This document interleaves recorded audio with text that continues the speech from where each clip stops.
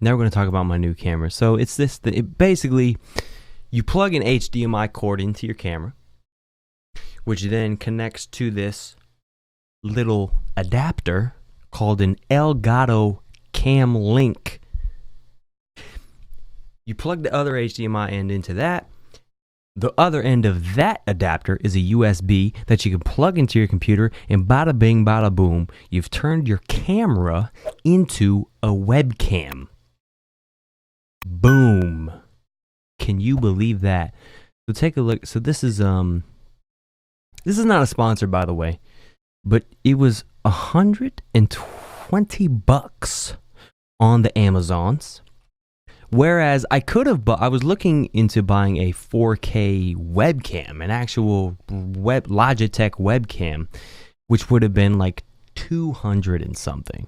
So I actually saved a lot of money for better quality. So, just consider that. If you ever think about buying a webcam for yourself, if you already have a great camera, consider just buying this little device. You can turn your camera into a webcam. The only thing I want to warn you about is it literally just transmits my viewfinder signal on my camera to the computer. So if you don't have a camera where you can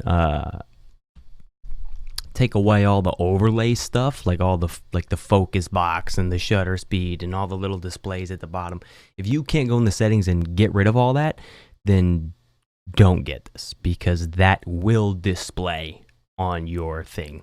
I can show you right now if I touch my camera in any way. Something's going to show up, but I'm not going to do it. No, we already showed that video. I was also going to show, I found out that my camera, my beautiful Panasonic Lumix G7, is the best budget vlogging camera. According to Amazon, Digital Trends actually on Amazon, in October of this year. So the best overall vlogging camera, and what they mean by that is basically YouTubers,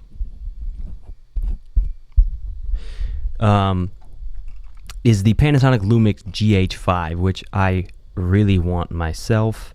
It's made by the same company. It's actually basically the same camera I have, just a more expensive version. It's got all the goods. Let's just say that.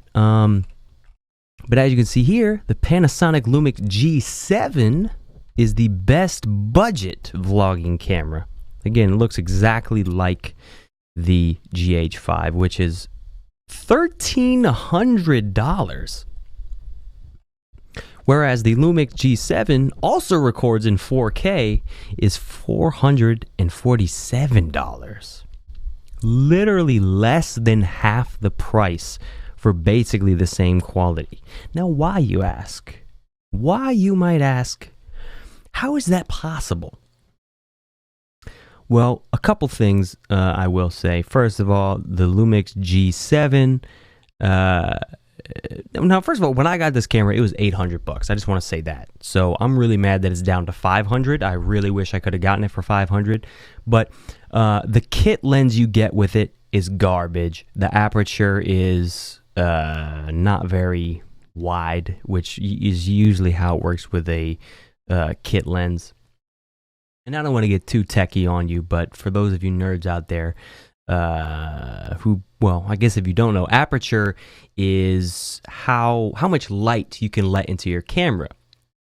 And the more light you let into your camera, the better the image quality, because the lower your ISO level. Your ISO level is digital brightness. You want to have that as low as possible, because the higher you have it, the more grainy noise you're going to have, and the lower quality your video is going to look. So I have this lens on the camera right now, a 15mm aperture at 1.7, which is super wide. Have the ISO really low, but this lens was as much as this camera costs now. So overall, you are still going to spend about $1,000, but again, that's better than spending over $1,000 just on the camera, and then also having to get a really good lens. But obviously, I'm sure this camera does better in low light anyway with a higher ISO. So, it's... But another thing to think about, all these cameras are mirrorless 4/3 cameras, and they all take the same lenses. So even if you start off with the G7 and then you invest in all these beautiful lenses, and then eventually down the line you're like, oh well shit, I want to get this camera. Well, lucky you, all the lenses you bought for the G7 also work with the GH5. Are you following? So yeah, I highly recommend it. I mean, it's a beautiful camera. If you haven't noticed, I mean, not just through this podcast. I am still recording through the Elgato CamLink thing, and it's, my computer is not that super fast, so I can't exactly record in a high encoding setting, or not encoding, but bit rate. The bit rate ain't that high, so don't count on this, but count on my main videos, which I do still record in 4K, but I've been downscaling to 1080 just because if I digitally zoom in, it keeps it the same quality. You see what you know what I'm saying? If not, it's okay. I'm not going to get too nerdy on you.